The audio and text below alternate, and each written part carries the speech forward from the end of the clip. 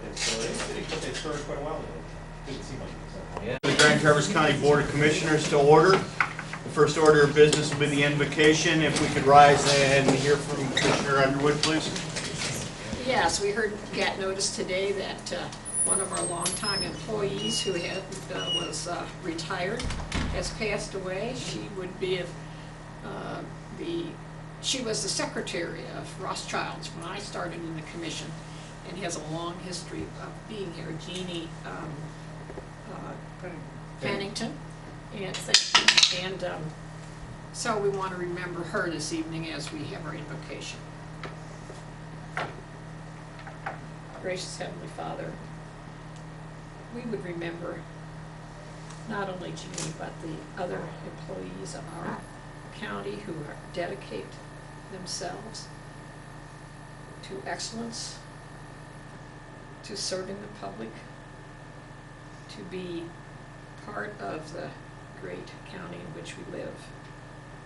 We as county commissioners need wisdom, we need strength, and we need the ability to make wise decisions to keep our county as it now operates.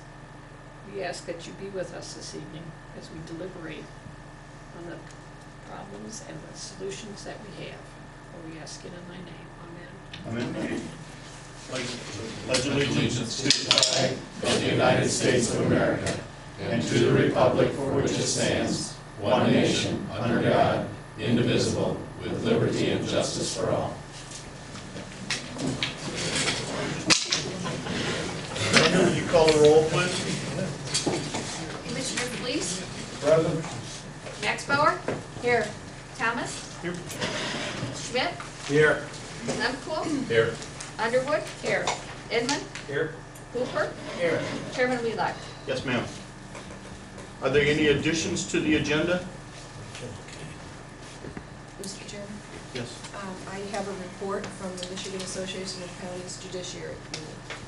I would suggest that we put that under new business. No. Just a report. It wasn't in your package for the consent calendar, so we'll have it report. I would put under special order of business, item number 4, the recognition of the Mary Lee Lord Collaborator of the Year Award. Okay, that brings us to the first opportunity for public comment this evening. There will be 2 opportunities, one early in the meeting and one toward the end of the meeting. Is there anyone in the public wishing to speak at this time?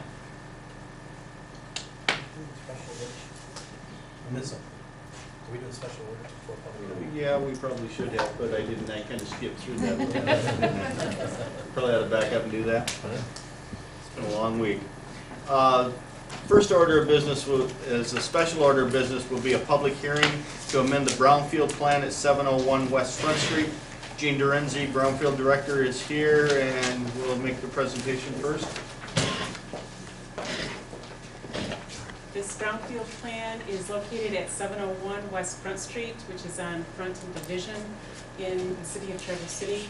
It is an historical environmental corner, and in your packet in figure 1, it outlines the plume that is on these corners. The historical sites are 4 historical gas stations. 1 gas station is still in operation at Speedway. The total cost of this plan is $1,823,000. The state environmental activities will be local only. The DEQ will not be participating, so that'll be a local only plan. We will be seeking Michigan Economic Growth Authority activities for state activities.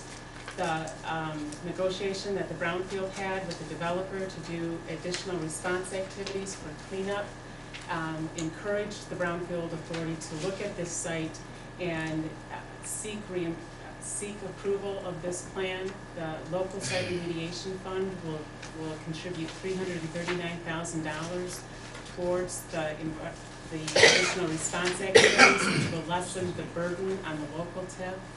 The overall capture will be until 2027, with the reimbursement ending in 2022 and 5 years to go into the local site remediation fund. Based on the impact on the environment and the positive economic impact the Brownfield Authority is recommending approval.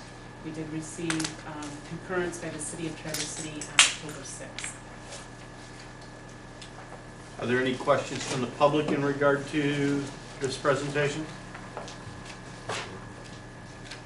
Seeing none, I'll bring it back to the board. Are there questions from board members, Georgina, in regard to this project? I have, Herb, are there Bruce? any plans to address, I know that the station across the street, the Union, which you said is a bigger problem?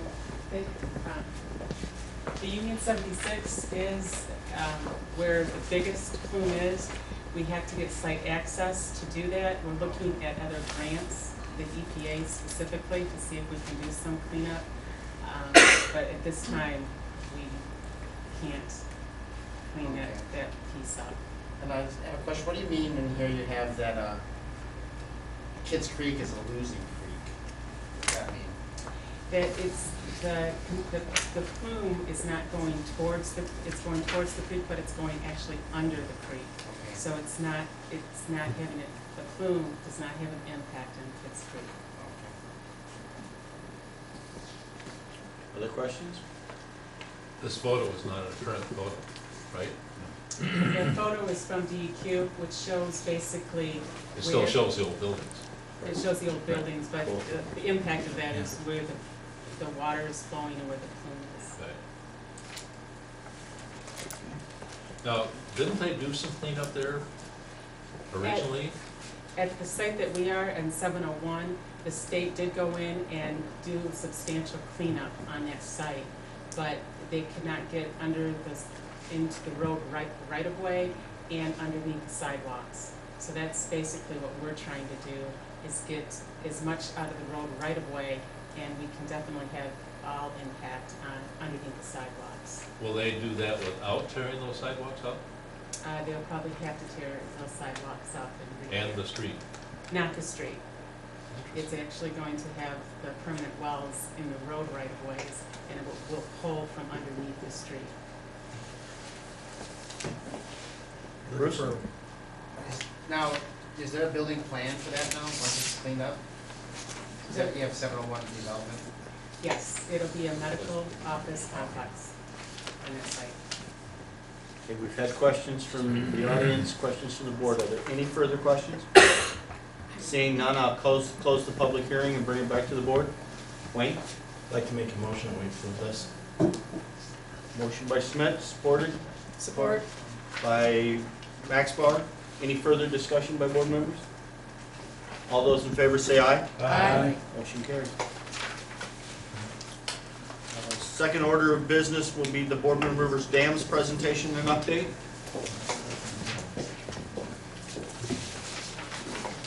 Thank you. My name is Sandra Saronian, and I'm the Boardman River Dams Committee Project Coordinator. And last night we had our monthly BRDC meeting, so what I wanted to do this evening is just give you an overview of our 2.5-hour length meeting, and then give you an opportunity to ask any questions. The significance of yesterday's meeting was this is the point in time that the engineers completed their engineering analysis and provided those results in a detailed report.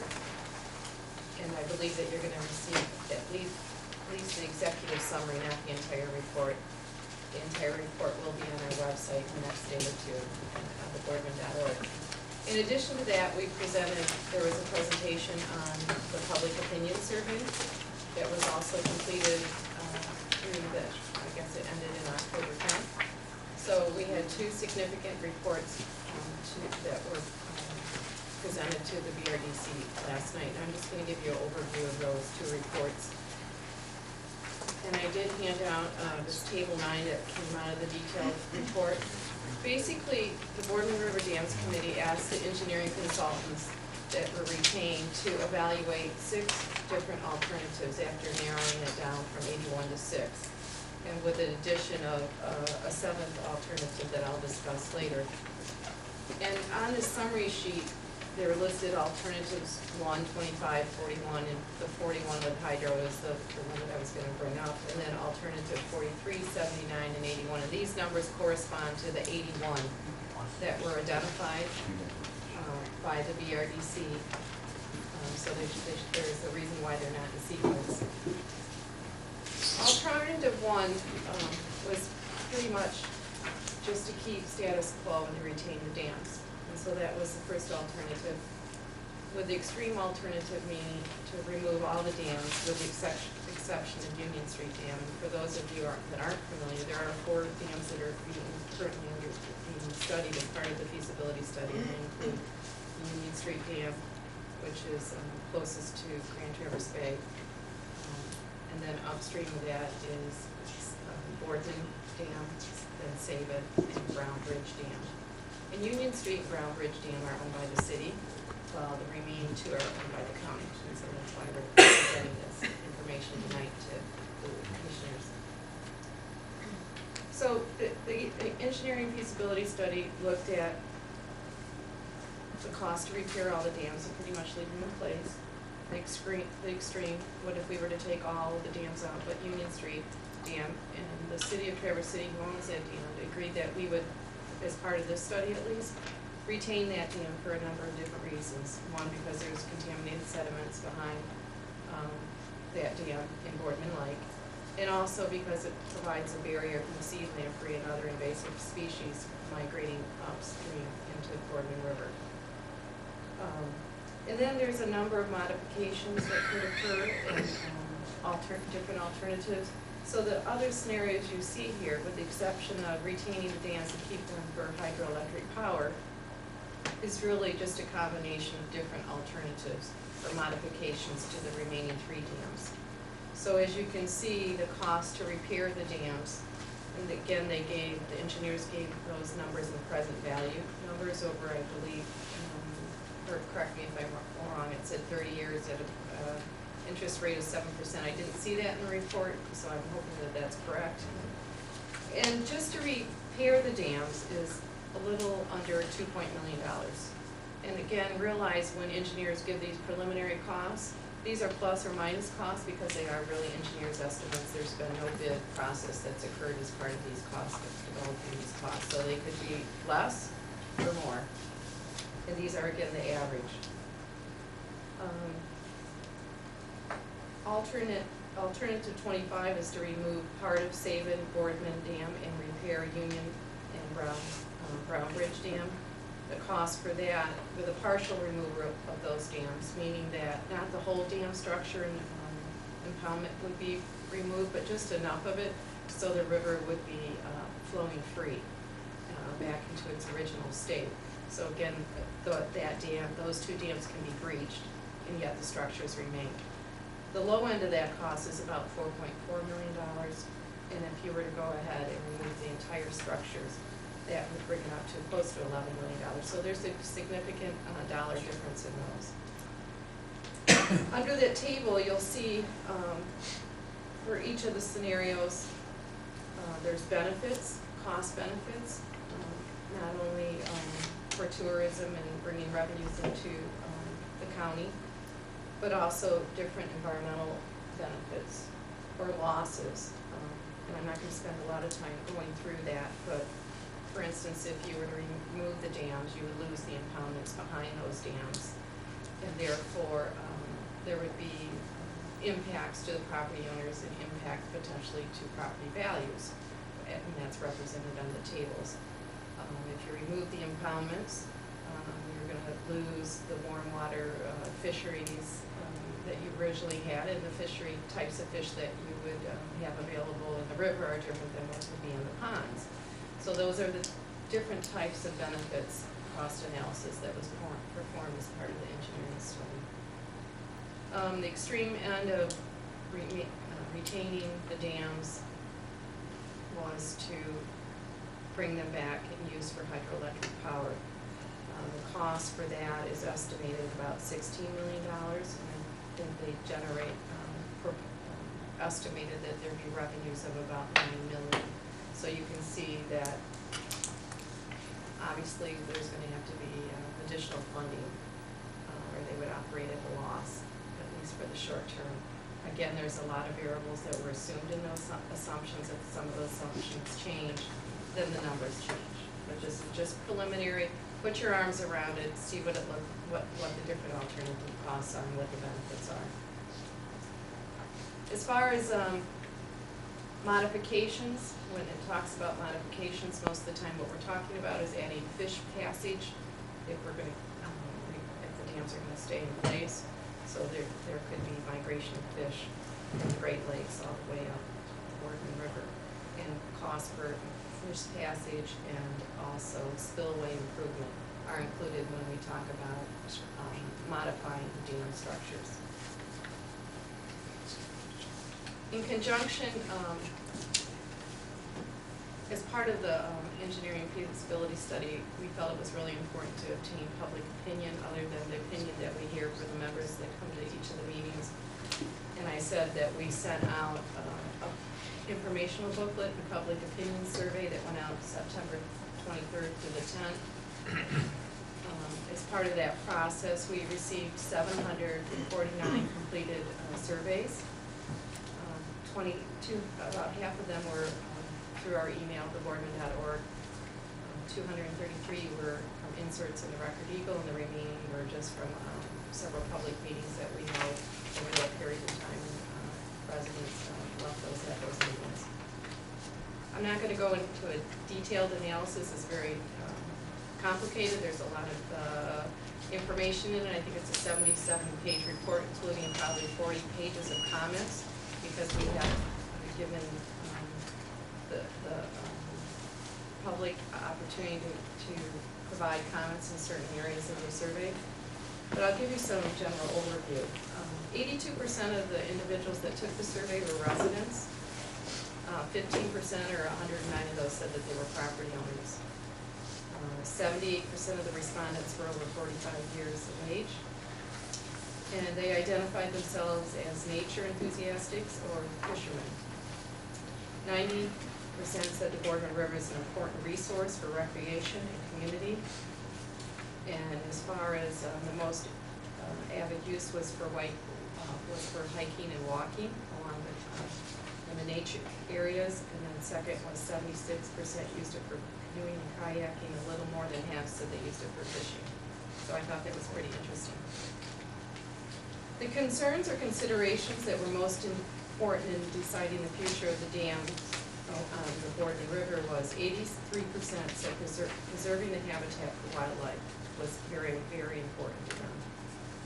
And that followed by an increase in habitat for cold water fish, limited cost to taxpayers, and then third, keep the impoundments for waterfowl. When it came to a preference over all of the alternatives that were presented, the strongest, I should say the one single preference was that everyone believed, or at least 72% believed, that we should retain Union Street Dam and not remove it. And then there was also a strong preference to retain and repair Brown Bridge Dam, which received the second greatest amount of support, and it was at 57%. After that, there really wasn't consensus on the alternatives. There was an extreme from Lieberman Place to remove them, to retain and use for hydroelectric power. So somewhere in between. So we have 2 remaining BRDC meetings. The next one is November 12th. The one in December is on the 16th. They're held at the Civic Center from 6 to 8:30. And those 2 meetings will be spent on consensus building and determining, providing a recommendation to both the city and county on what alternative or group of alternatives they should consider. So with that, is there any particular question that you may have that I may answer? We've got several people that attended the meeting last night that can also pipe up. I guess the one question that I would have, none of these alternatives about retaining the dams talk about what the annual cost of maintenance of those dams are. The It's in the figures. estimated cost for, operating and maintenance was $40,000 to $50,000. And it is in the detail of the report. I Right, think, so. right. It probably is, I'm just looking at Right. the speed chart here. I believe. So approximately $50,000 a year to maintain all four of them? No, it's Each? individual. Per dam. 50,000 Right. each. That's after they're brought up into, there are several considerations for repair up front. Once those repairs are made, they're estimating those would be annual costs. Anybody else? Anyone have any questions? I would suggest that we might try and get to the November meeting, because Yes. the December meeting will be on the same night as our Ways and Means. So you will not be able to make the December meeting. And obviously, there will be a final report that documents what we're recommending, and it'll be presented to the board in January. Thank you. Dennis, we don't have a letter back from the DEQ confirming the Boardman Dam. No, we don't. But I talked to Jim Pulaski, the engineer, the regional engineer last night, and he said they're very close to finishing their analysis, so I expect they'll be done soon. The challenge is the fluctuation of the pond has just been destroying the environment. And the people are very, very unhappy about that. Well, I'm going to point out that the DEQ is absolutely, we do have a letter from them that says opening up the second penstock is a good idea, Right. and they're supportive of it, so that's in place. What we don't have is, we've asked the owner of the equipment, Charles Peterson, to re-secure the equipment, and Dick Thomas worked with us on this, and to stabilize it so that we can open up the gates so that the turbines won't turn, but the water can pass through. And he has now, this last week, completed kind of stabilizing it. We've asked for two things. An indemnification from him from any damage to his equipment or any damage his equipment may cause, and he has given us that in the letter. We asked him for a letter from an engineering firm indicating that the actions that he took to stabilize the equipment appear to be adequate to protect the dam from any damage. We want some kind of certification of that. He has not been able to get that. And we're reluctant to open those gates until we know that that's not going to cause a problem for the dam structure. And so we talked to him again last night and indicated he needs to get that, and he needs to get that done by the end of this week. If we can't, our only alternative is to remove the equipment. There was also another report that was given on the Brown Bridge Dam from the city as to all the different problems and challenges that they have, and that's why they lowered that pond. So, I don't know how that's coming. It's gotta be real close.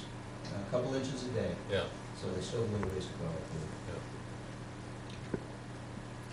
Any other questions in regard to the dam, Bruce? I just got a comment that one thing I think all the commissioners should notice is that there's on all these opinion surveys that we have a strong opinion one way or the other, there's nothing in the middle.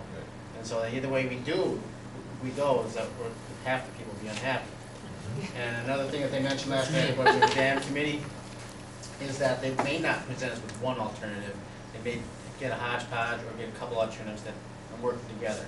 So these are all just ideas. Yeah, that's one point that I forgot to bring up. These scenarios that we presented, they're not set in stone.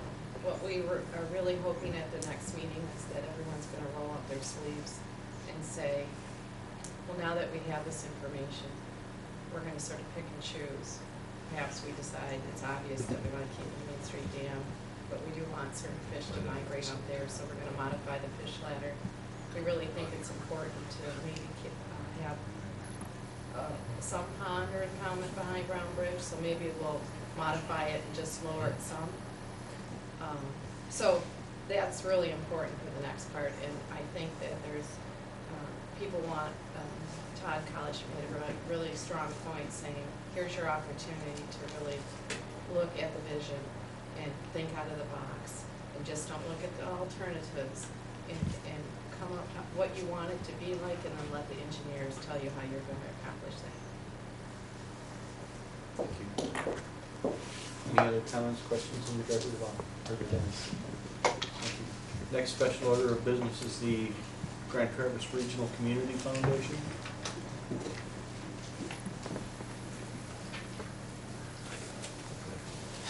Hello, my name is Bud Klein, and I'm a resident of Peninsula Township, and I've practiced public accounting in Traverse City since 1976. I'm here today in my capacity as the volunteer treasurer of the Grand Traverse Regional Community Foundation.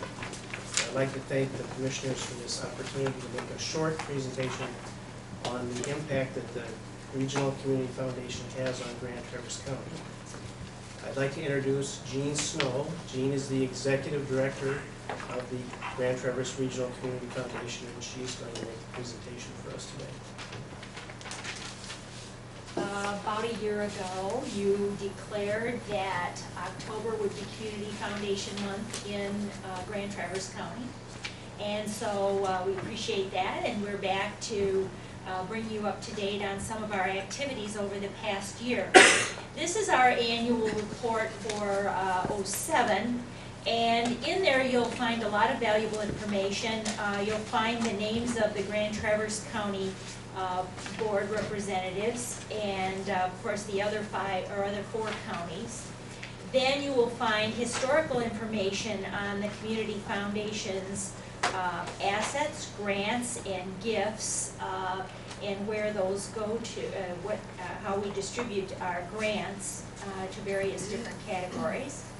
And then you'll find a list of all of the funds that we had in 2007 under the various categories, like community enrichment, which includes a lot of human services funds. Then the cultural arts funds, the environmental funds, and the youth and education funds. And I'm going to talk a little bit more about those tonight. Then an alpha list of donors in the back. And then very important section is on the back flap of the annual report, and it tells you about our website. On our website, we do all of our grant making. There are 2 grant cycles. One starts in February, and it is mostly scholarships, and it concludes in April. Then we have a second one in August, which includes arts and culture, and human services under community enrichment, and also environment. And so you can kind of browse on there and find out what grants we've given to whom over the years. It's, I think, pretty thorough. You'll also find all of our other annual reports.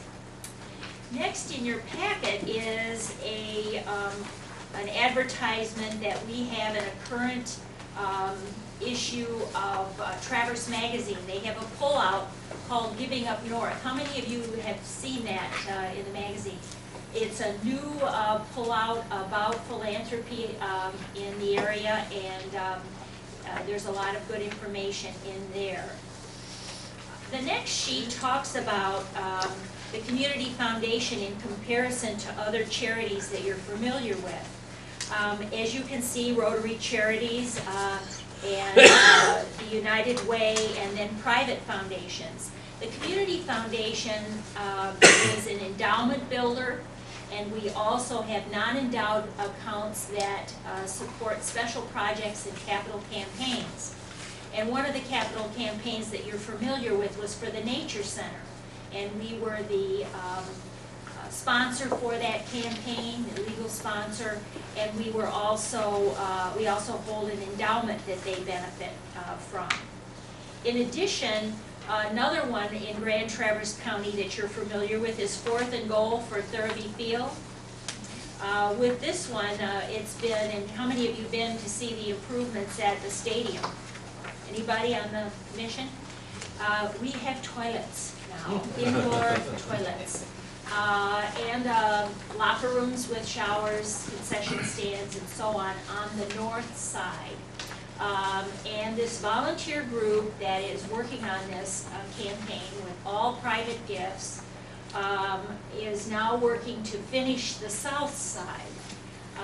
And then we'll proceed to discuss a second phase that will include parking improvements and also improvements to the field, artificial turf, which will enable the field to be used more readily.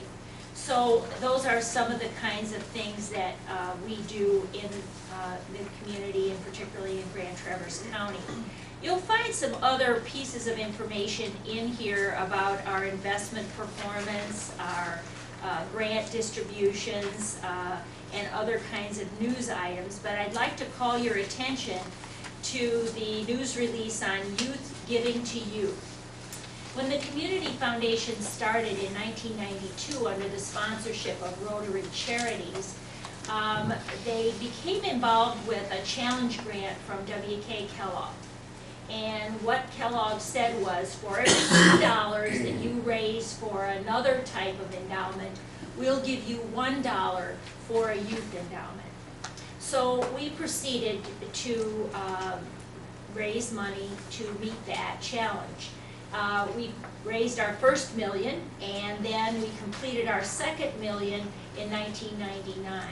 So our youth endowment, and it now has $2.5 million in it. But from the very beginning, we have worked with high school age youth to teach them about philanthropy and grant making and involve them in giving away money every year in their county.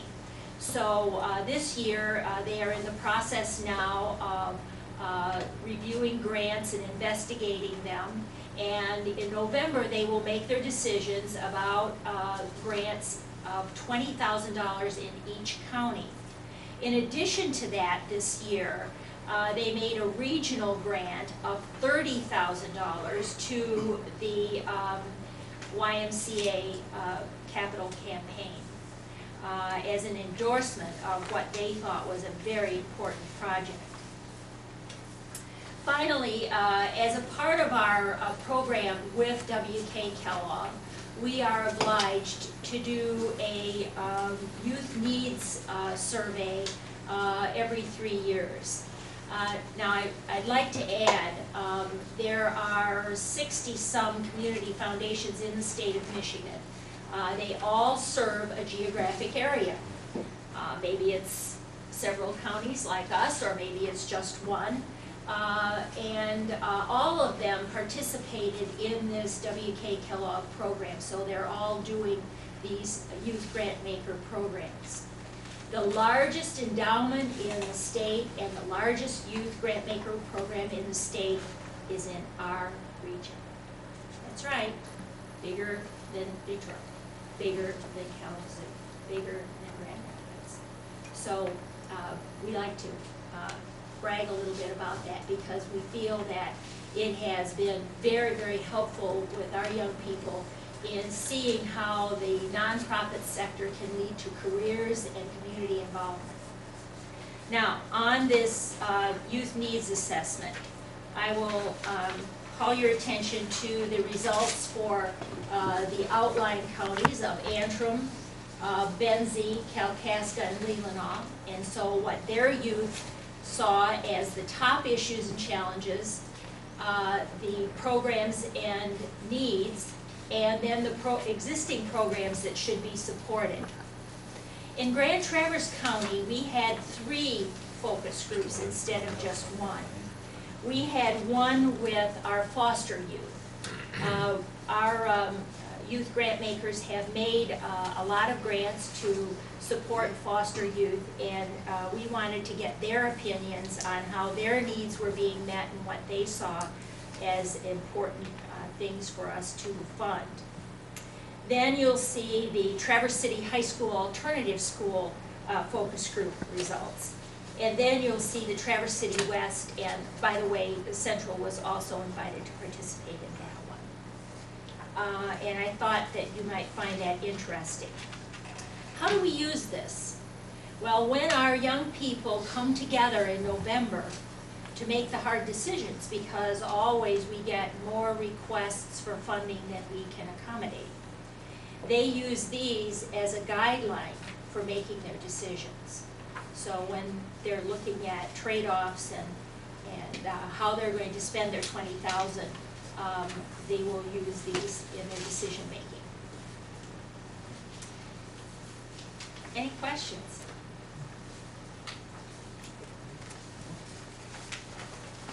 Good. thank you very much Thank for you very having much. us, Thank and see you next year. All right. Gene, do we have to declare Foundation Month again for October, or is it done, is that We're a just yearly taking thing? it as a lifetime. Okay. Nobody rescinded the motion, so it must still be If you there. Sounds tell us good to not me. to come, we will Sounds good to continue to me. come. Okay, the addition to the special order of businesses, I've been, Check this? I'm in receipt of a press release from the Grand Traverse Community Collaborative dated October 24th that reads that the recipient of the Mary Lee Lord Collaborator of the Year Award was given to Herb Limpool, Grand Traverse County Commissioner, for his commitment and hard work to bring the county's perspective to many collaborative efforts of our community. He is especially an advocate for 211 call system that is operational in the Upper Peninsula and the entire lower half of Michigan. He is also a leader in poverty reduction initiative and has committed many volunteer hours to his cause. Congratulations.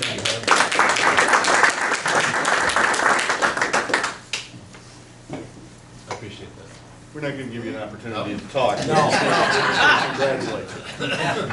Okay, now, like I started earlier in the evening, we come to our first opportunity for public opinion. So is there anyone that would like to make public comment at this time? Linda, would you read the rules for public comment, please? Sure.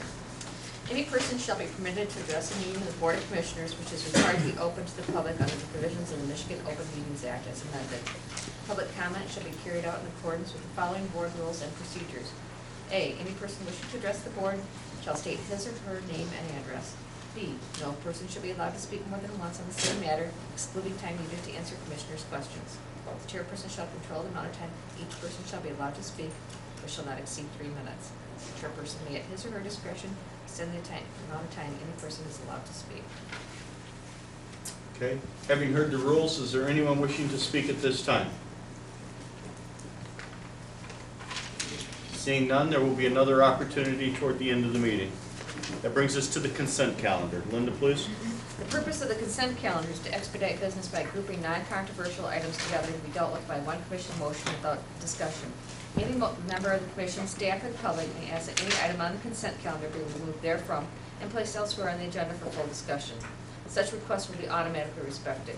If any item is not removed from the consent calendar, the action noted in parentheses on the agenda is approved by a single commission action adopting the consent calendar. Receiving file. 1. Resolution from East Bay Charter County supporting recycling. 2. Resolution in opposition to House Bill 6112 from Clinton County. 3. Resolution regarding well complaint investigation by MDEQ, Lenawee County. Referrals, none.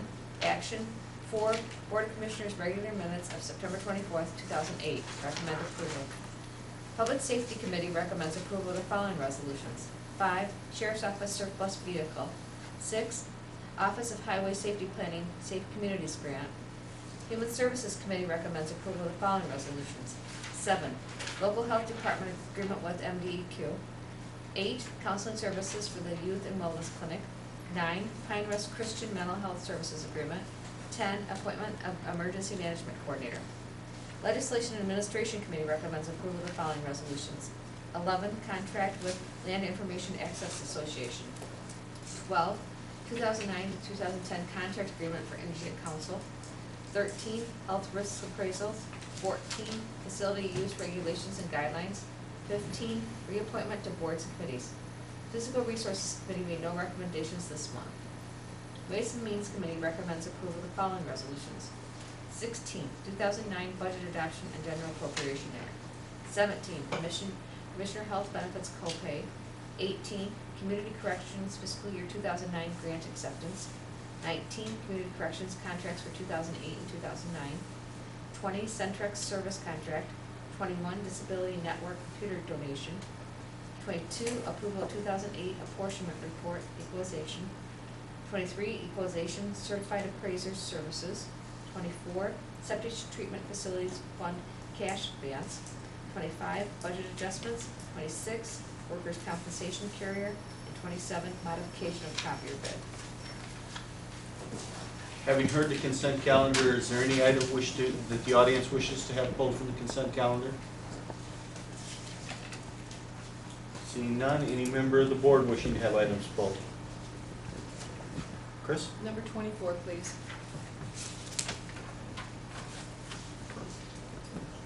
Okay. Any others? Number 17, please. Okay. Any other items? Motion to approve the consent calendar as amended. Support. Motion by Lemko, supported by Thomas, to approve the consent calendar as amended. We call the roll, call vote, please, Linda. Commissioner Max Bauer, Yes. Thomas. Yep. Schmidt, Yes. Lemko, Yes. Underwood, Yes. Inman, Yes. Hooper, Yes. Fleece, Yes. Chairman Wheelock. Yes, ma'am. Consent calendar passes. That brings us to the administrator's report. Dennis? Thank you, Mr. Chairman. The first item is a follow-up to items that you changed in your budget recommendation.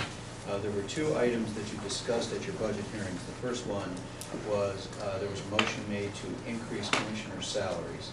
And at your Ways and Means meeting last week, you indicated that you were looking to change that and rescind that and go back to your current wages for the next 2 years.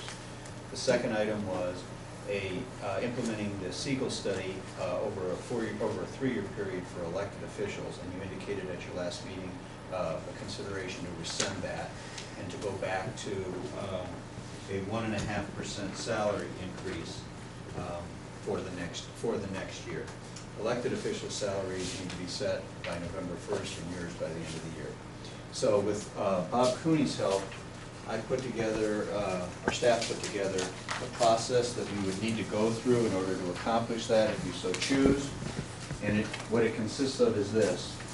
A motion needs to be made to rescind the county commissioners, and this is at the bottom half of the page, to rescind the county commissioners' salary increase, or to reconsider it, excuse me.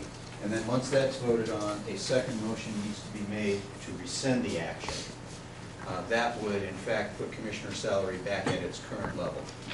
The second item would be a similar process. You would make a motion to reconsider, and then elected official salaries. If that passes, then you would make a motion to rescind the action.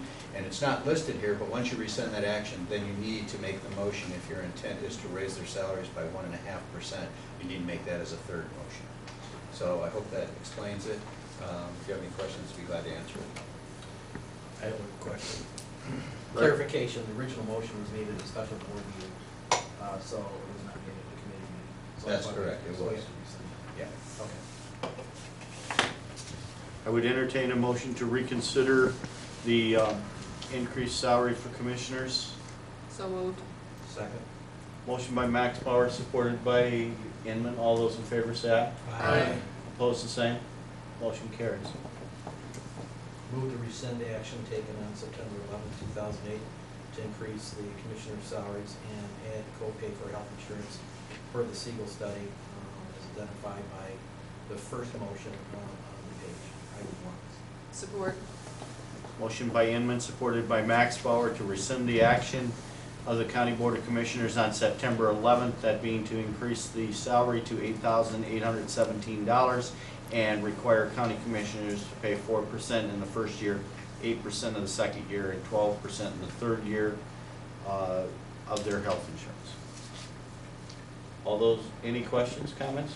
Just a clarification, Mr. Chairman, that in our consent calendar, there's a separate line item for the issue of commissioner health benefits that Commissioner Martin Underwood is opposed. Right, but we still have to, because it was part of the original motion, we have to rescind it all. Exactly. All those in favor say aye. Aye. Opposed, the same. Motion carries. We'll entertain a motion to reconsider the motion number 2 of the September 11th meeting, which sets elected salaries. Motion to approve. To move to reconsider. Move to reconsider. Right. I have a motion to reconsider. Do I have support? Support. Motion by Limcool, supported by Inman, to reconsider the setting of elected official salaries as reference to the Siegel study. Any discussion? All those in favor say aye. Aye. Opposed, the same. Motion carries. All right, now we will entertain a motion to rescind the actions taken to set the elected salaries in reference to the increases of the Siegel study. Mr. Chairman, I'll make a motion to rescind the action taken on September 11, 2008 to set elected official salaries at the market maximum as reported in the Siegel study and change in copay health insurance as identified in the second item of the report. Support. Motion by Inman, supported by Max Bauer to rescind the motion of September 11th in reference to elected officials' salaries and co-pays of health insurance. Further discussion? Those in favor say aye. Aye. Those opposed, the same. Motion carries. Mr. Chairman, I would move to increase elected official salaries by 1.5% except for county commissioner salaries for the year 2009. Support. Motion by Inman, supported by Thomas, to increase elected official salaries except for county commissioners by 1.5% for the calendar year, budget year 2009. Further discussion? You're looking the Sorry, I'm wrong looking way. the wrong way. Go ahead, Chris. Some of our elected officials are way under pay grade, and one of those elected officials, in my opinion, is our Register of Deeds. Our Register of Deeds is a team player as far as equipment purchases. She has a fund that is restricted by law that is only for equipment. She purchases equipment that is sometimes better suited for other departments' use than necessarily her own. And Mr. Cooney can probably correct me if I'm wrong, I don't think that she's ever had a lawsuit against her department while she's been in office. I really think she does an outstanding job.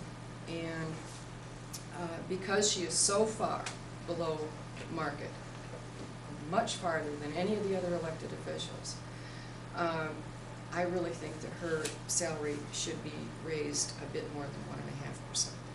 And I would like to entertain other opinions, or hear other opinions, please. Any other commissioners? I can make a remark. Larry? You know, I certainly understand, Commissioner Maxwell, where you're coming from in terms of where a certain individual is employed by Grand Traverse County and where their current salary is. But I think there are other individuals as well that have a difference of some margin that also would deserve, and it would be very difficult to pick one individual over others. And what we're trying to do is kind of treat everyone equally during this 12-month period, and just so you don't get, so we don't get in a situation where we're kind of picking and choosing who gets a better raise than 1.5. We're just better off, I think, just giving everybody 1.5 and then dealing with our budget in 2010 would be my suggestion. Larry? I would agree with Commissioner Inman. Any other comments? I think there are a number of positions in the Siegel study that showed that they should have significant wage increases. I think the decision was made, you know, and I commend the board for their decision to hold the line on those raises in the current economic times, and I would hope that the end of 2009 looks much better, and in 2010 we can implement some of those pay increases. Thank you. Other comments? Okay. Oh, we still need to vote on that motion. All right, we have a motion on the floor to increase the salaries of elected officials, less county commissioners, by 1.5%. All those in favor say aye. Aye. Opposed, the same. Motion carries. Second item, Mr. Chairman, is a conflict of interest letter from Mr. Fleece. Under our bidding process, Mr. Fleece was the low bidder through his company, Lark Lawn and Garden, on a home Gravely mower for our home share program in the amount of $4,978.75. Per our policy, you were noticed of that last week, and it's up to the board to consider voting on it tonight. I would entertain a motion to approve Lark Lawn and Garden Larry Fleece, owner, to provide Grand Traverse County Commission on Aging short program with one Gravely commercial grade lawnmower in an amount of $4,978.75. So moved. Motion by Hooper, supported by Thomas. Further discussion? Linda, will you call the vote, please? Commissioner Thomas? Yep. Schmidt? Yes. Lemko? Yes. Underwood? Yes. Inman? Yes. Hooper? Yes. Fleece? Abstains? Max Bauer? Yes. Chairman Wheelock? Yes, ma'am. The next item is under our same policy. It's a conflict of interest as determined by our civil counsel for Walter J. Hooper, who is a co-owner of Great Northern Benefits. Great Northern Benefits was selected along with Aetna to do our life and disability insurance for the county, and you were noticed of that last week as well. Move for approval. Motion by Inman, supported by Fleece. Further discussion? All those in favor say aye. Aye. Opposed, the same? Aye. Roll call, please. Commissioner Schmidt? Yes. Lemko? Yes. Underwood? Yes. Inman? Yes. Hooper? Yes. Fleece? Yes. Max Bauer? No. Thomas? Yep. Chairman Wheelock? Yes, ma'am. Dean? I distributed the claims summary for the month of October, so everyone should have a copy of that. Just wanted to point out, if you're good with the numbers, you'll note that the total claims for this month are significantly higher than the previous month. Total for last month was about 8.4 million compared to 24.1. And the bulk of that, about 14 million of the difference, is the state education tax that is collected by the local units, remitted to the county treasurer, and then paid over to the state. So that explains the large increase in the number. And is that, that's dispersed back to our schools? Part of it. In that discussion. I couldn't tell you the exact dollar. I think you did that a year ago. Yeah. Well, we And tried. made the comment that we only get a very small percentage of that coming back here. One other comment on the payroll down at the bottom, the benefits posting for the month of October has not been made yet. We won't do that until Friday. But that will be reported on next month's claims summary. Motion by Thomas, supported by Fleece, to approve the claims. Roll call, please. Commissioner Lemko? Yes. Underwood? Yes. Inman? Yes. Hooper? Yes. Fleece? Yes. Max Bauer? Yes. Thomas? Yep. Schmidt? Yes. Chairman Wheelock? Yes, ma'am. Mr. Chairman, it's not on the agenda, but I just want to take a quick minute. Last week I passed out to you my goals and objectives, third quarter report to you, and we need to make a determination on how you want to evaluate that and how you want to determine that. We also, I talked to the chairman today, we also have to make some decisions on my evaluation at the end of the year. The end of the year is quickly approaching and we're kind of running out of time. But usually what we do is we take some time to go over this or to answer any questions that you have. I don't know what your pleasure is about that this year, but I would appreciate some direction on how you want to handle the third quarter report. Does anyone have a suggestion? Larry? I would suggest that we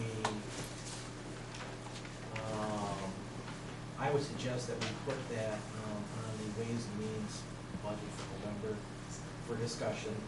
Have the chairman, after that discussion, hand out the evaluation form and get it to the chairman of the board by December 1. Is it your choice to use the same evaluation form we used last year? Yeah. Is everyone okay with that form, or you want another format used? That's fine. Okay, what I'm going to suggest then is we will distribute in November the claim forms. I'm going to try to get them out for you before Ways and Means, because that doesn't give us much time. In fact, I'll try to get those out to everyone within the next week or so. And if any commissioner would like to have the opportunity or have interest in going over those responses, if they can get with me between now and the 1st of November, or 1st of December, I'm gonna try to get those back to the board chairman by the 1st of December, and I'd like to have a couple commissioners go over them with me in December, and so we can have Dennis' written report done by the end of the year. Okay? Those forms will be distributed to you within the next week. That brings us to standing committee reports. There were 2 items pulled from the consent calendar. 17. Item number 17 was pulled by Commissioner Underwood. Yes, because I want to vote no on it again. It seems to me that we are penalizing the commissioners. You're not giving them a raise, you're taking money away from them to do this. And I don't think it's all that pertinent, and I don't think there's that many commissioners that really have their full benefits here anyway, and I just would like to vote no on it. Okay. Dean, can you tell us approximately what the 4% copay would be, for example, for a commissioner with a family? You know, Well, the premium, family premium is approximately $12,000 For a for family. a full year. for a full year. So 4% of that would be roughly 480. Yeah, approximately. Okay. You know, this is a very difficult thing for me to vote on because I've never taken the benefit package. So, you know, it's hard to sit here and say, you know, those of you that take it should pay more money for it because, you know, it's just difficult. But, And I must say, it won't affect me either because I'm leaving the board at the end of the year, but I just think that's a little bit unfair to really you're actually giving us a pay cut instead of, and particularly in light of giving the other elected officials a 1.5% increase. Commissioner Fleece? I would have to agree with Commissioner Underwood. I don't understand why at Ways and Means, on Max Bauer's motion, the board voted to penalize the board members that do take the insurance. I can understand, and my thought was that everything would remain status quo like our original motion was. She then made the motion to penalize the commissioners that do take the benefits, and I don't understand this. Why should any of us take a decrease in our salaries at this time when nobody else in the county is? And perhaps another thing, if Commissioner Maxbauer is so concerned about pennies, she seems to want to give the Register of Deeds a big raise, but she wants to penalize the rest of her fellow commissioners to take the hospitalization. Perhaps maybe we ought to look at per diems. You know, maybe just for food for thought. Per diem ought to be only paid on the meetings that a commissioner attends that he's been appointed to or she's been appointed to by the chairman. I've noticed that some commissioners are certainly getting a lot more than other commissioners on per diems. But I don't understand her thought, and I don't understand the commissioners who voted yes. I don't understand their reasoning. Larry? Well, let me just kind of tell you what my thought was on that. Is that initially I thought we had a good compromise, and that was that we got our salaries up to what we thought was the market, where the market should be, and I firmly believe at some point in time that the board should pay something in terms of the copay, given that health insurance continues to increase in terms of premiums annually. And if you go into the private sector, it's pretty rare that somebody gets health insurance without some level of copay. So, you know, when this first hit the paper, people in my county commissioner district, they weren't overly concerned that we had health insurance as a benefit. They questioned why we didn't have a copay, like just about everyone in the marketplace does in the business sector. So, anyway, that was the biggest thing that kind of ran by me. And I thought that having the raise in the copay was a compromise that we all could live with, and we ended up all voting on it. And then, as you know, we just decided to back off on the salary situation because of the economic situation. So before I came to the meeting, I was just trying to figure out, what would be an appropriate way to do this thing, and I didn't really have time to think it through.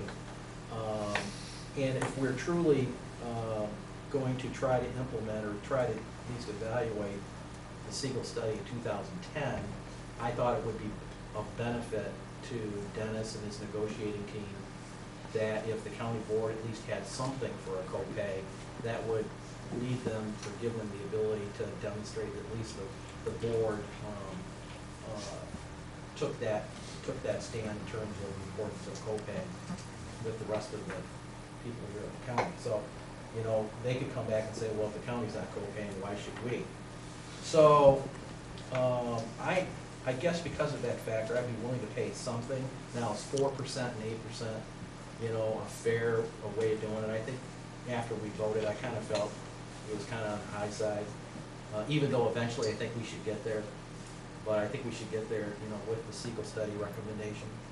So, I would be willing to soften up my approach on this thing and accept a lower percentage of copay until we implement the Siegel study. And I don't know what that is. I don't know if it's 0-4, if it's 4-4, if it's 2-4.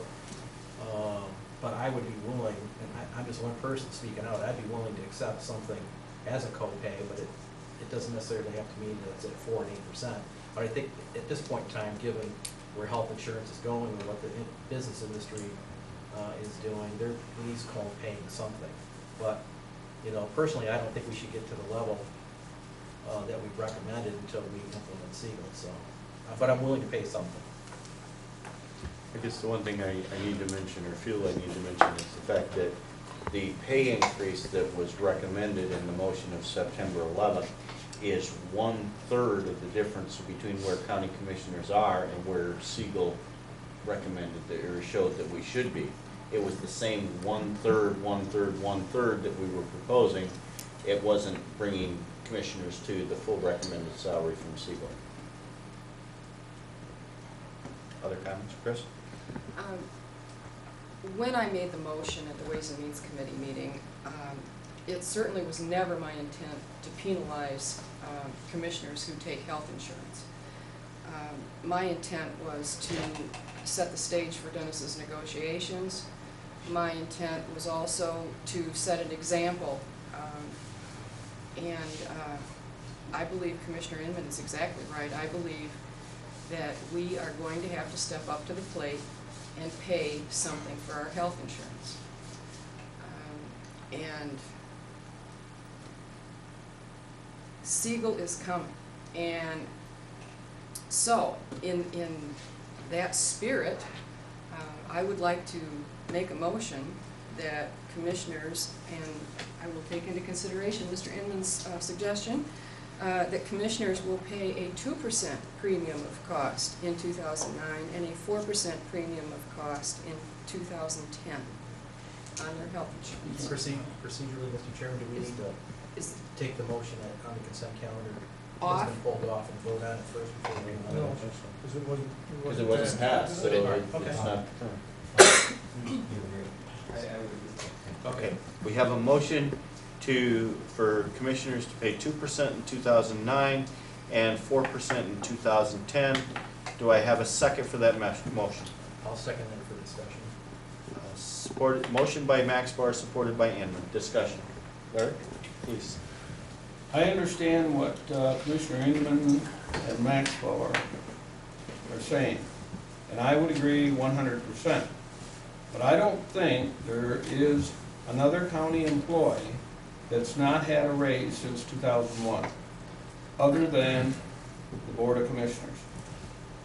And in light of that, and there's a reason that the commissioners haven't taken a raise since 2001. Once Siegel is instituted, or once our salaries increase, I wouldn't mind contributing.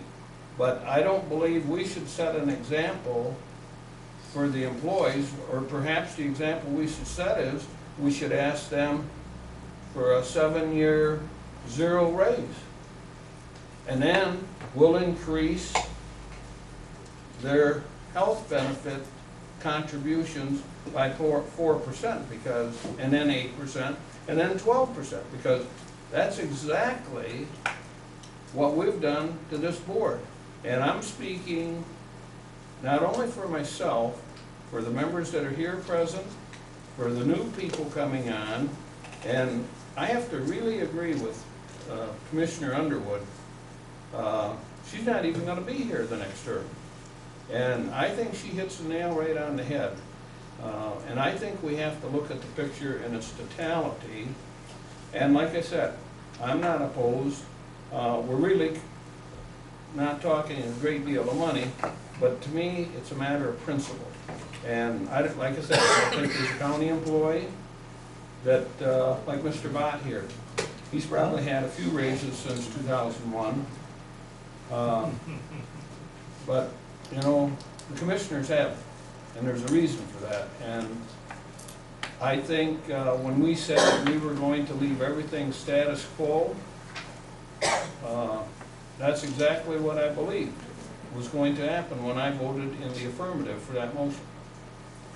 So I would like to ask the commissioners to reconsider their vote on this matter and just leave it status quo until we're able to be in better economic times and look at Siegel and so forth.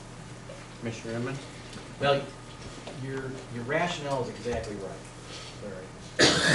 That through the tenure, as long as I've been on the county commission, since 2001, especially since 2001 moving forward, the rationale behind us not giving ourselves a raise is that we were not co-paying for health insurance.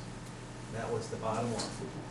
And now, at that point in time, we started going to other units within the county. And at that point in time, Dennis, you have to correct me, I think we gave one unit, they agreed to co-pay health insurance, but we gave them a increase there was some kind of negotiated increase in their salary to cover, if not all, or part of the requirement for the co-pay. In the year that employees got 2.5%, non-union employees, management employees, and elected officials got 4.25%, a percent and 1.75% higher. And in exchange for that, they have a 10% copay on health insurance. Right. So, you know, all along, I believe that was, you know, our intent of not year after year, after a number of election cycles, that we did not have a copay because we chose to not do a increase in salary. And we felt that that would compensate for the differential. So, you know, you find yourself 7 years down the road and your salary is behind the market compared to other county commissioners that serve in counties in our same size group, based on, you know, the analysis done by the city. And then you find yourself on the flip side where, you know, a number of county commissions are now co-paying for health insurance more than they have in their previous review, but they much have a much higher salary. So you find yourself kind of in a box. You're trying to treat yourself fairly, and what we did is we did treat ourselves fairly in terms of giving ourselves a raise and then agreeing to co-pay and health insurance. So, you know, so I think the original motion was more than fair, you know, based on where we've come from since 2001. The problem we have is that there's such a public perception now. You know, everywhere I go, you know, wherever it's been mentioned in the press or anything else, I get snipped at because they don't care that we haven't given ourselves a raise since 2001. They just don't, and they're not upset that I have health insurance, they're just upset that I'm not chipping in. And they don't care if I've gotten a raise for the last 7 years. So you find yourself kind of in a, you know, a box, and we painted ourselves in a box. I mean, I admit it. So, you know, it's like, you know, we do one thing, we get criticized, and we do another, we get criticized. you know, is there something fair in the middle that we can do? I mean, that's what we're talking.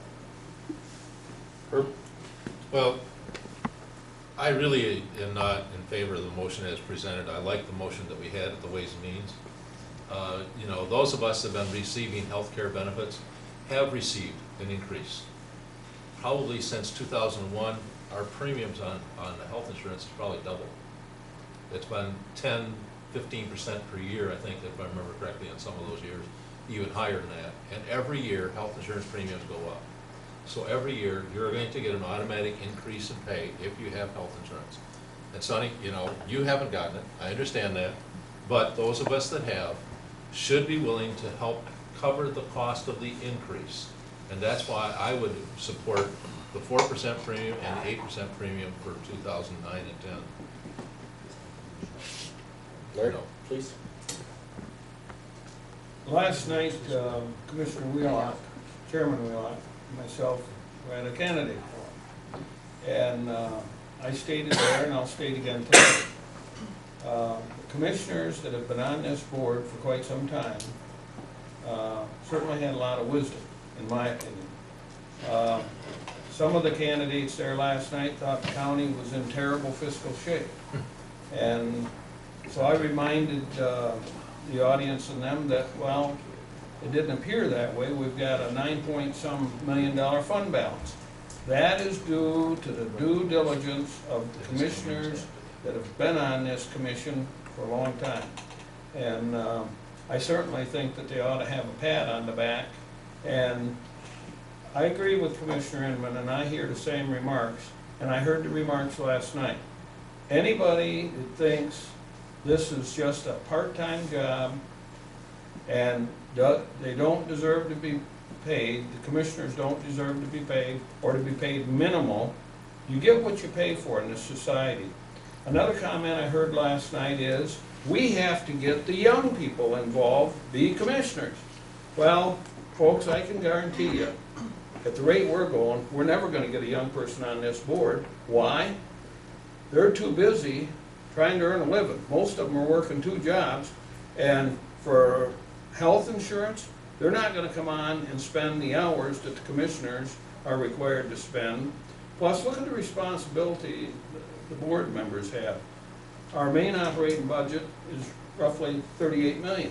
Our overall budget, everything included, is about $152 million. That's quite a bit of responsibility. And if the county really gets in some dire financial straits, guess who's going to get the blame and who's going to have to shoulder the blame? Probably isn't Dennis. He might get a little black eye. Dean might get a little black eye. But let me tell you, it's the elected officials that are going to get it.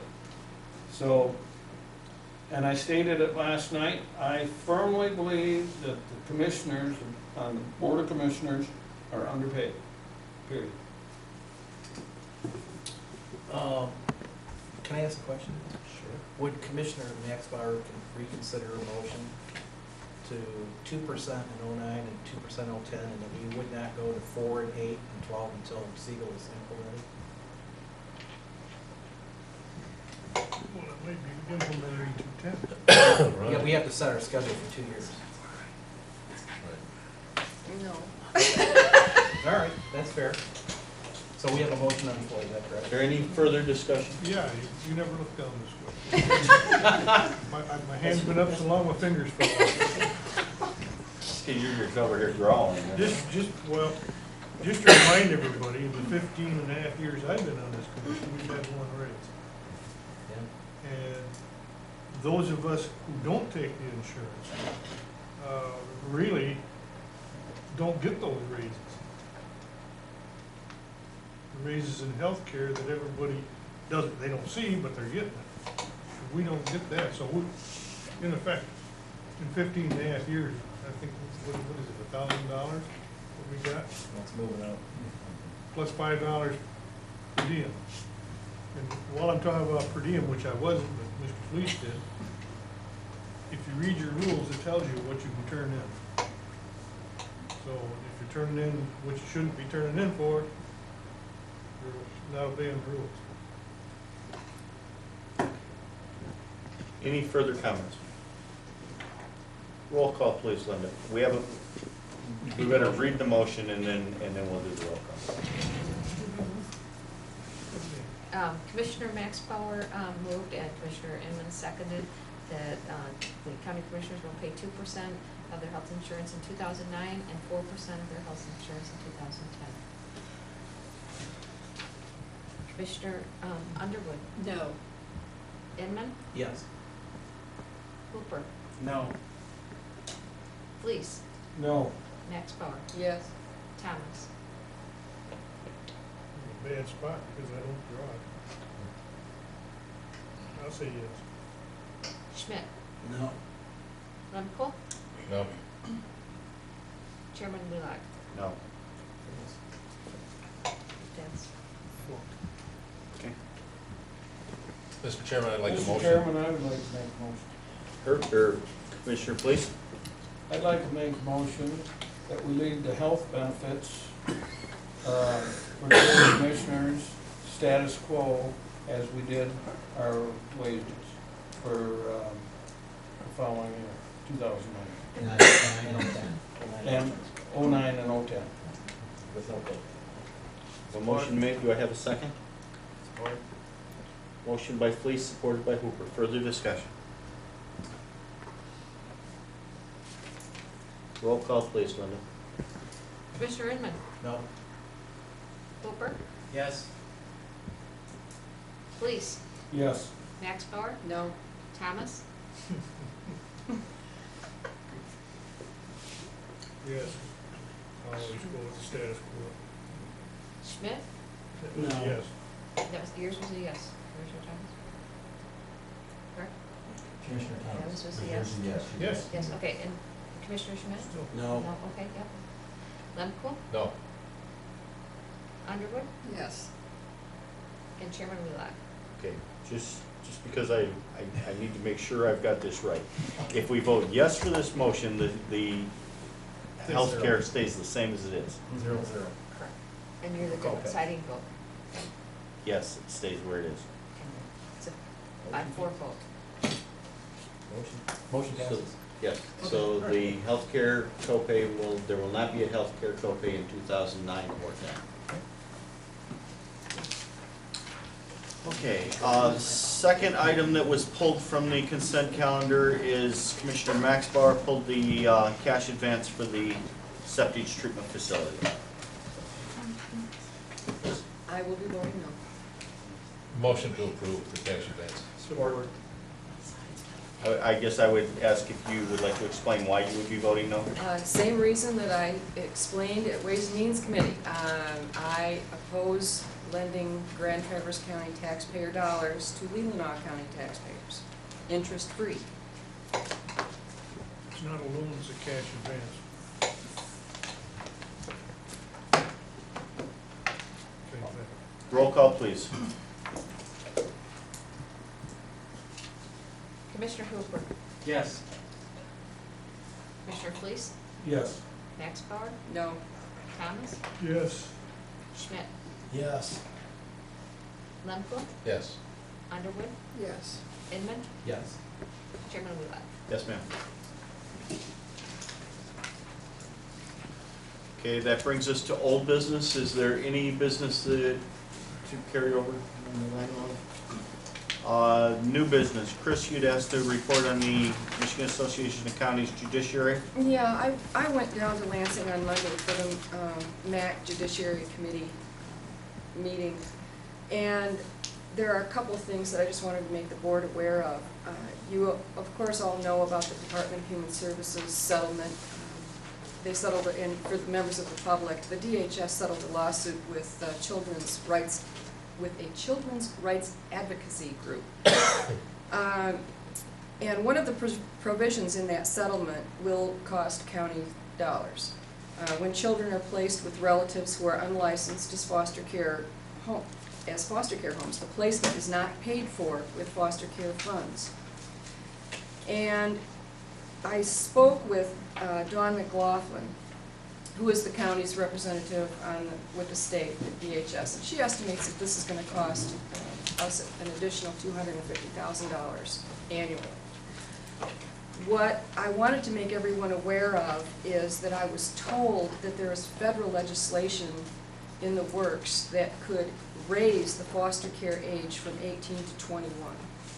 And if that passes, that will have a significant impact on counties. The other item that I wanted to bring to everyone's attention is House Bill 6114. That is a bill that allows for creation of tax increment financing authorities to promote transit-oriented development.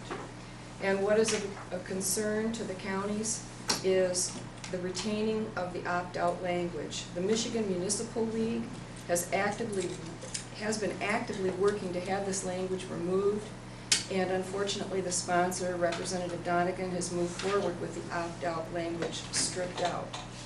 And that again could cost counties some dollars. I am told that 911 legislation, there has been an agreement with that, and I just wanted to let everyone know that county boards may levy, according to this proposed agreement, levy up to 42 cents per phone. We can go up to $3, but only with voter approval. And another situation I wanted to make everyone aware of was the revenue sharing, which you're all familiar with due to our taxes being moved from the December collection to a July collection. Anyway, it was reported at that meeting that Tuscola County expected that they would receive approximately $85,000 from the state of Michigan with their revenue sharing. As it turns out, there's a flaw in the formula, and they were told that they were going to get $18,000. That'll keep them going. So, and the difference apparently has to do with TIF and DDAs, and there is now a bill in, it's Senate Bill 1550, it's moving through the legislature right now to address this problem. How soon that will be passed is anyone's guess, and that's my report. Thank you, Chris. Was- Is there Could I any? ask Christine? Sure. Did they give the amount, you said 42 cents for the? 42 cents, yes. And yes, they I thought did. it was 44. Well, there are, Michigan Public Service Commission, and this is all still being negotiated. Counties such as ours, which actually has a rate, I can never remember if they agreed to a rate of 66 or 67 cents per device. 66. We may be 66 for allowed to go up prepaid. to that rate if all of this is worked out. Oh, okay. That's just No, But Jesus. from what we're seeing so far, we're scheduled to receive our first wireless payment from the state, which is about $44,000. But most of the local phone companies are having a very hard time calculating the number of devices that they have, and there's much confusion over, ultimately the amounts that are paid back to the counties. We're supposed to be paid on a quarterly basis, we're still getting some on a monthly basis. Some haven't paid a quarter yet. One company, Jamel told me, paid us something like, sent us a check for something like 93 cents. There's all kinds of confusion out there, and quite frankly, at this point in time, we have no idea how much the 66 cents is gonna bring in. And one last comment, a major provision of this agreement is that there's a 6-year sunset. So yeah. there is some time beyond February of '09 here, which is huge for us because this was scheduled to, could have ended as early as February of '09. Having Herb? Just to let you know, I went down to the MAC Transportation Committee, and there's still movement underfoot to bring on the 3, 3, and 3 is 3 cents a gallon for the next 3 years. The drop in the usage of gasoline, the problem is that we just continue to don't have enough money to continue doing projects on our roads. And our roads will continue to crumble and deteriorate if we don't look at how to pay for them. I thought it was rather interesting that there was also a report from the Mackinac Bridge Authority, and their comment was that they have their vehicles trips has been reduced by almost 10% in the last couple of years, and it's continually going down. So they had their increase, and it's not gonna come anywhere near the cost to build, have to replace the deck. What's amazing is that they found out that people have commuter passes from every state in the union and from every county in the state of Michigan. So they're looking at trying to tighten that, the requirements up, that just because you have a house up there and you go over the bridge 3 or 4 times a year, you're not a commuter. So that will be one of the things that they will be looking at trying to change. They really feel the bridge is in excellent repair, and but they have to replace that deck after 61 years, and it's going to have to all be done, and they have to have the funding in place in order to be able to do it. Larry? 2 items. One is at tonight's airport commission meeting. It was reported that the committee that the governor put together to review and make recommendations about the transportation revenue and problem in the state of Michigan, they have finalized their report. All the airport managers went down to Lansing last week because there was a provision in the draft report that called for a 27% tax on all parking at all airports in the state, and that was the way they were going to fund the transportation problem. Unfortunately, that is the parking revenue is the majority of the revenue that supports the airport operation. It's over $1 million in Traverse City. So that would have been about a $330,000 deduct. It would really hurt us. Fortunately, the committee pulled it out on the last day and sent the report to the governor. So if we could ask staff if we can somehow get a copy of that report that was sent to the governor, it's got to be public record. So we can take a look at what recommendations are there, because we want to review those, so we can sit down and have a meaningful discussion at some point in time, maybe not this year but next year, with regard to road situations in the county. Second item is there is MSU Extension is having a conference on wind energy siting and policy issues. And one of the workshops is in Traverse City on December 2nd at the Holiday Inn. It's from 6 to 9:30. And we are currently looking, actually the Sewer and Water Committee has a small subcommittee that I believe is informal at this point, to look at siting a windmill at the septic treatment plant to help offset that expense as a possibility. So I'm going to make a suggestion that at least somebody show up to this conference. I mean, I'd be happy to do it. I know Dick and I sit on this informal committee, this energy committee on behalf of Sewer and Water. I was asked to sit in on that, or whatever, Dennis, or whatever. But it is something that we're looking at in the future. And so, it's $55 for the registration fee. So, how do we want to handle it, Mr. Chairman? If folks want to go, we can go, or we just have administration, have somebody go to administration. I guess what I would suggest is that we forward the information to Dennis, and if anyone wants to attend, just get a hold of Katie and we'll figure out how to make that happen. Is that fair? Okay. It's December 2nd at the Holiday Inn from 6 to 9:30. Oh, yeah? Yeah. Yeah, they got them all over the state, but we're going to clear Traverse. Give me a copy of that. I'll just give it to you. I'll make copies for all the commissioners and for your. I got one.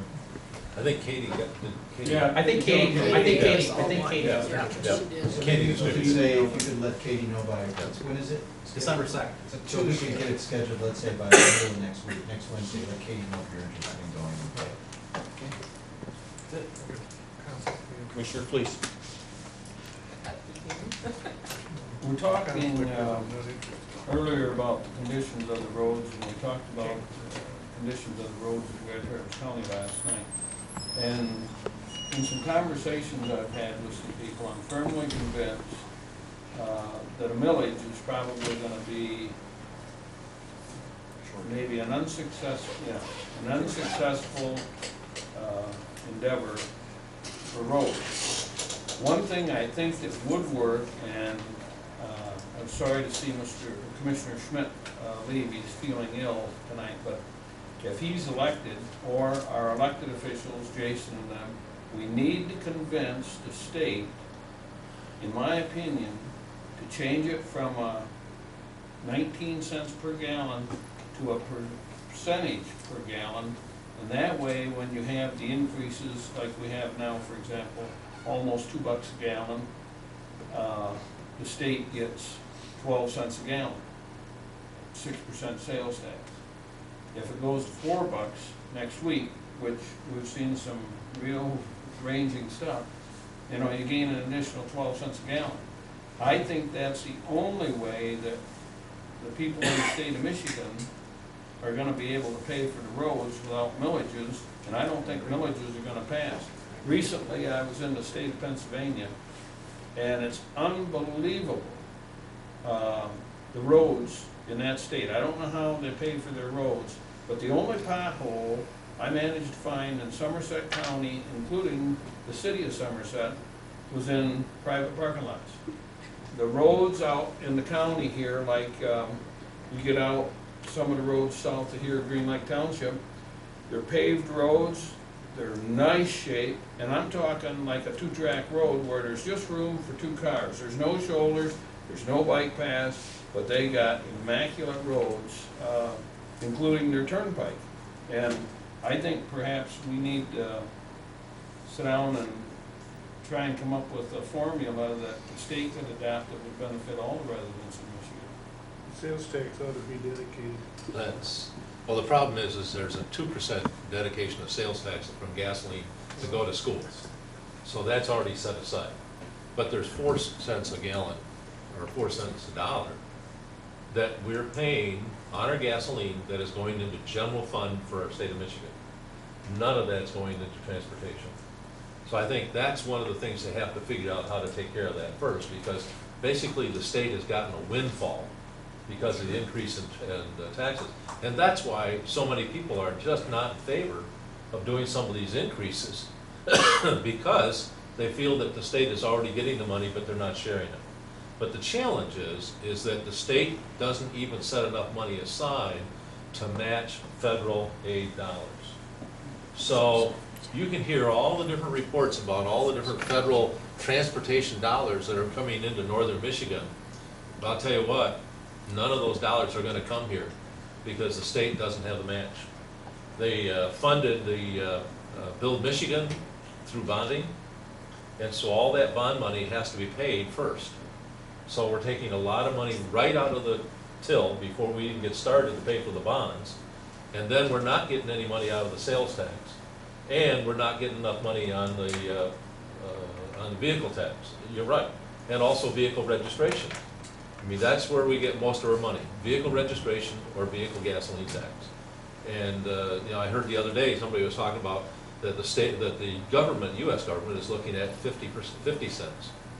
Well, you look at 50 cents a gallon, that if they put a tax on it, we would send out of Traverse City about $75,000 a day.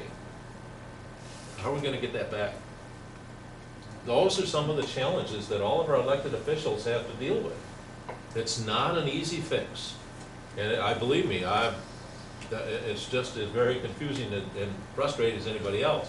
I think the only way we are going to have quality roads in northern Michigan, we have to make it a priority. Now, we either are going to fund it out of tax dollars that we have out of general fund for the county commission, like we did, the $2 million, or we're going to have to do a millage.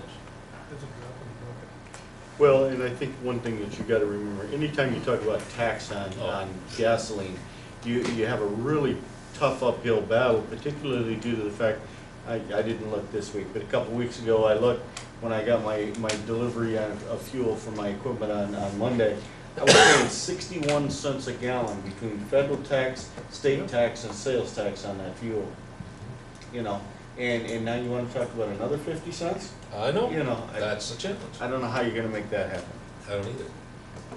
You know, I think we all understand that we very well have to find a long-term funding source for road maintenance. You know, we knew when we did the $2 million of county money, $2 million of road commission money, it was strictly a Band-Aid approach to address some very critical safety concerns on our roads. You know, it doesn't fix the problem. You know, but what really concerns me is the road commission now doesn't have any money And they say there won't be any maintenance on the present roads for the next 5 years because they're busy paying back the $2 million. And their revenue, of course, is greatly reduced, so. Well, and we talked about that when we made the decision to do that we were pushing them into a hole very deep, whether they had the funds to do the $2 million match. You know, I think we had that, openly had that discussion, whether or not we were pushing them into a corner that they couldn't get out of, or we may have to help them get out of. So, any other comments under new business? When the roads get as bad as the one I live on, they can quit painting it, and they can save all that paint. Okay, seeing no additional new business, we have another second opportunity for public comment. Is there any public comment at this time? Yes. Mike Keating, 1361 West Silver Lake Road. I'm not going to talk about trash tonight. Okay? I thought that's what you do. No. Actually, Larry opened the door on the MSU program for alternative energy sources. They had one of those programs last Monday. And I sat through that. Very nice program. They do give you a nice meal too for your $55. But what really kind of lit my fire was after that program and after the Board of Public Works meeting on Monday. You tonight approved advancing them $300,000. And I understand that, why they need it and all that. But what really got me going was that they were looking at alternative energy generation sources up there. And after the during the program, the gentleman from Cherryland Electric pointed out that per kilowatt hour to purchase electricity from them is a little over 9 cents a kilowatt hour. And in using wind generation, that cost is 24 cents a kilowatt hour. I think if the septic plant and that authority had its act together and could pay its bills and stuff and not come to this board for a cash advance, I could see them going out there and looking at that stuff.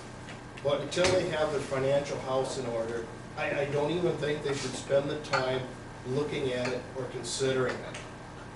Because there's no money there. The townships are arguing with you guys on how are we going to finance this stuff. And until that's in order, don't even bother.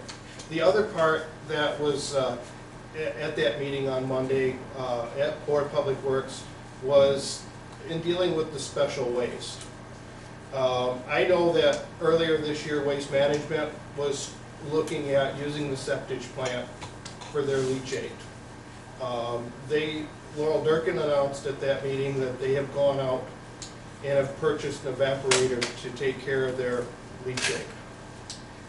I think in some ways that was handled very badly, in the sense that they came and asked for service that would put volume into that septic plant that it desperately needs to make it work.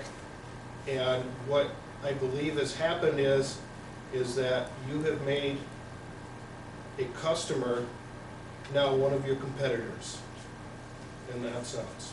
Because if they have extra capacity at that evaporator, they're going to go out and seek customers to make that unit fully efficient for themselves. Thank you. Is there any other public comment at this time? Dennis? Well, I'm going to make one then. Dennis Aloya, I live in Acme Township. I want to make a comment about that, a statement about the evaporator for Waste Management. What you should know is that Waste Management was offering to bring their leachate for $0.015 a gallon. Our average cost to treat is 8 cents a gallon, and so there was no cost benefit for us to look at it at that cost. And so that's the reason that we could not do anything further in negotiating any kind of rate with them. And that's what they're paying at Frankfurt plant. So we could not be competitive. We would lose more money by taking that leachate if we were able to agree to the number that they wanted. so that's why we didn't pursue it. Any further public comment? What's this evaporator? I guess I don't understand the process. I'm not sure how to proceed. What they're going to be doing is using the methane that's generated at the landfill, burning it up, boiling their leachate off with the landfill gas. And whatever residues are left will go back into the landfill. Except for those portions that are vaporized, they go into the air. What's the odor? Okay, seeing no other public comment, we have to address notices. You have your November calendar in front of you. Just, and I think for Commissioner Wheelock and Lemke, you didn't have the newest calendar, and I put it on your desk. I don't have it. This is one I got tonight. Mr. Chairman, just as an add-on, on November sixth, I believe that's a county planning, annual banquet dinner. November sixth at, 6 o'clock at Twin Lakes. Yeah, I got You it already You paid. need to get that fee in, if you wanna go. November 6th is also the free electronic recycling day. Excuse me, November, It's the 8th. the 8th, excuse me, that's November 8th. Had to turn it upside down. Anything else? Well, while we're talking about that, the household hazardous waste collection is the 13th. And anybody who's interested can call our resource recovery office to make, reserve a time to bring your household hazardous waste. Okay. Any other business to come before us? Stand adjourned.